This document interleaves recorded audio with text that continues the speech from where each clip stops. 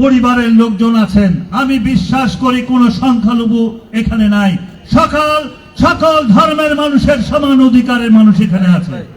এখানে হিন্দু, মুসলমান, খ্রিস্টান, বৌদ্ধ, যে ধর্মেরই হোক না কেন, আমরা বিশ্বাস করি সকলের সমান অধিকার আছে। যার যার ধর্ম পালন করবে, কেউ বাধা দিতে পারবে না।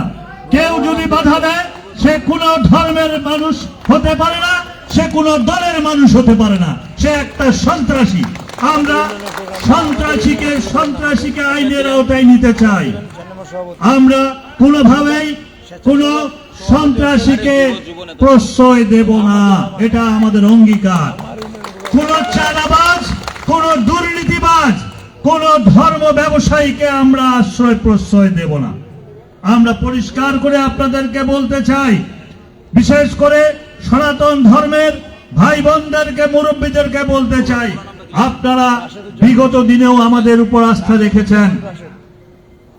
এবারও আপনাদের কাছে অনুরোধ, আপনারা যদি আপনাদের মূল্যবান ভোট দিয়ে আমাদের দলকে যদি আগামী দিনে সরকার পরিচালনা করার দায়িত্ব দেন, আমাকে ভোট দিয়ে যদি এই এলাকার আপনাদের প্রতিনিধি নির্বাচন করেন, আমি আজকে কথা দিতে চাই, কাজের মাধ্যমে প্রমাণ করব কোন ধর্মের মানুষ তার ধর্ম পালনে বাধাগ্রস্ত হবে না। আপনাদের মসজিদ, আপনাদের মন্দির, যার যে ধর্মের যেটা আছে, গির্জা যেটাই থাক না কেন, কোনখানে কোনো ভাবে আমরা ক্ষতি সাধন করতে কাউকে দেব না। সকল ধর্মের মানুষকে নিয়ে, সকল ধর্মের মানুষ, একজন ভাই বলেছেন যে আমরা আগে সব ধর্মের মানুষ একসঙ্গে মেলামেশা করতাম, একসঙ্গে চলতাম। আমরা সেটাই চাই।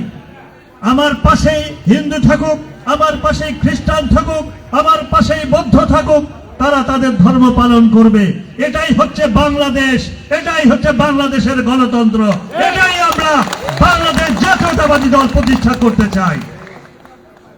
বিগত দিনে আমরা অনেক কথা শুনেছি, আমি কাউকে ব্যঙ্গাত্মক করতে চাই না, কাউকে কটাক্ষ করতে চাই না। আপনারা সনাতন ধর্মের মানুষ, আপনারা নিশ্চিন্ত মনে ভোট দিতে যাবেন। আমার এক বোন বলেছে, আমরা ভোট দিতে যেতে চাই যেন আমরা কোনো সেরকম সন্ত্রাসীর পয়দা হবে না। বিশেষ করে আপনাদের ভোটে